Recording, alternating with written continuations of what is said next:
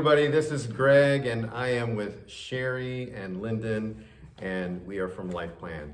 We would like to, over the next week, share with you some short videos that really address issues related to the sanctity of human life. And that's one thing we really look at hard in January.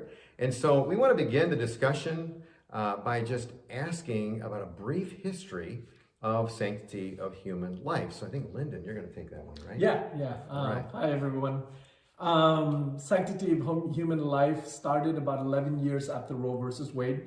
Ronald Reagan declared a presidential proclamation on January of 1984, and he said, the closest Sunday, which is the third Sunday of the month where the anniversary of Roe versus Wade came into action, we're going to celebrate the sanctity of life. And that Sunday and every Sunday after that, George Bush reinforced it during his presidency.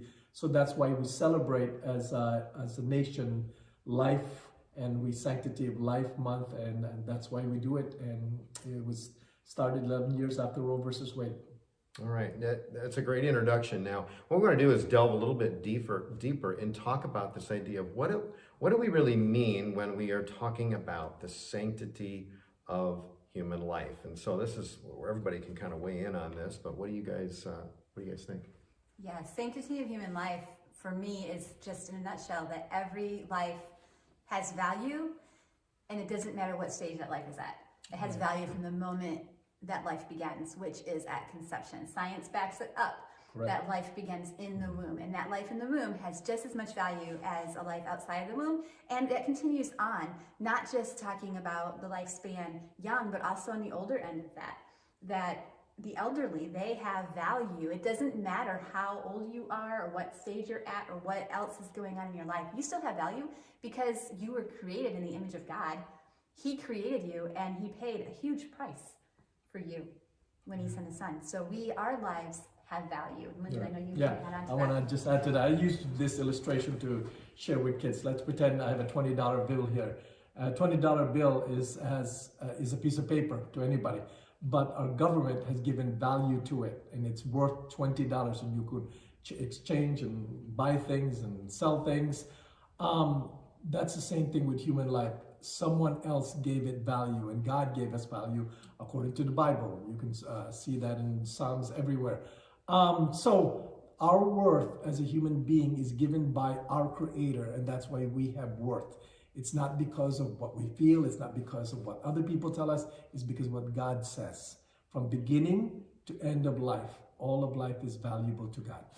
And it doesn't matter what happens to the $20 bill. That's right. It still has value. You can it still has value. Crush it up, and you can spit on it and do whatever. It still has value. I really like that. I think it's important for us to expand that definition, because a lot of times, when you're involved in this type of ministry, you usually think, oh, it's all about the babies, and the babies are definitely significant. We would never underestimate or understate that. But we also care about the mothers, and increasingly, we want to care about the dads that are involved in this too. So it's kind of a holistic approach. We care about all of life. We want people to live that life well. So that sanctity of human life idea is a big one. Well, Cheri, I think you're going to talk a little bit about this interesting dynamic of a pro-birth argument and also a pro-life argument. Tell us a little bit of that. That's a new concept for me, really. Yes, so maybe some of you guys have heard of this before, where somebody will say, well, you're not really pro-life, you're pro-birth. In other words, you just care about getting the baby born, and that's it. And that couldn't be further from the truth. I mean, if you look at LifePlan, for example, like Greg was saying, we care about the woman and the man who's involved as well. We want to help them. But we also provide services beyond just that birth. In fact, our material services go up until age 3 of that child. So we don't just abandon them once they're born. We're there alongside of them. And also, if you look just at people who are really going in there and adopting children and fostering children, you're going to find a lot of times it's the pro-life people, because they care about life. And it's not just about getting a baby born. It really is about just loving people where they are and letting them know their value and helping them, supporting them throughout every stage of their life. All right. Very good, very good. That's helpful. That was kind of a new concept to me, but it kind of makes sense. Now, what we're going to do is give you just a little bit of a highlight into the videos that are coming up.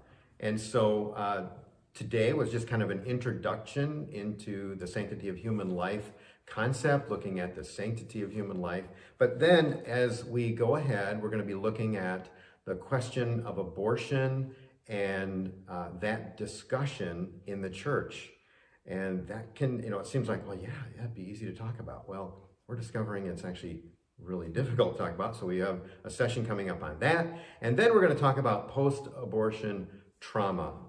More and more, we are recognizing that when a woman does experience an abortion, and by the way, a man is involved in that too, maybe not directly, but they're involved, that there is actual and real trauma involved. We want to talk to you about that. We want to also then talk to you about the impact on men specifically, because many times we only think of this in very narrow terms, that it's just a mother making a decision, a mother-to-be that is making this decision, a woman who says, well, I'm going to have the baby, well, I'm not going to have the baby. But men are involved, and we want to bring that discussion to the table. Then we want to look at just abortion, and is really just a part of the overarching problem. Really, as I was thinking about that video, to think of it in terms of abortion is a symptom of something much deeper that's going on. And so we want to bring that to light.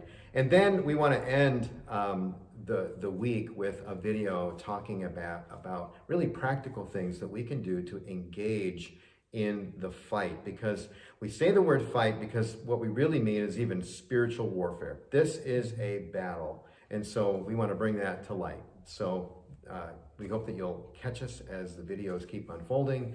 And I believe that, Cheri, you're going to end our time today. I'm going to end with some scripture. This is one of my favorites. From Psalm 139, it says, starting in verse 13, "For you created my inmost being. You knit me together in my mother's womb. I praise you because I am fearfully and wonderfully made.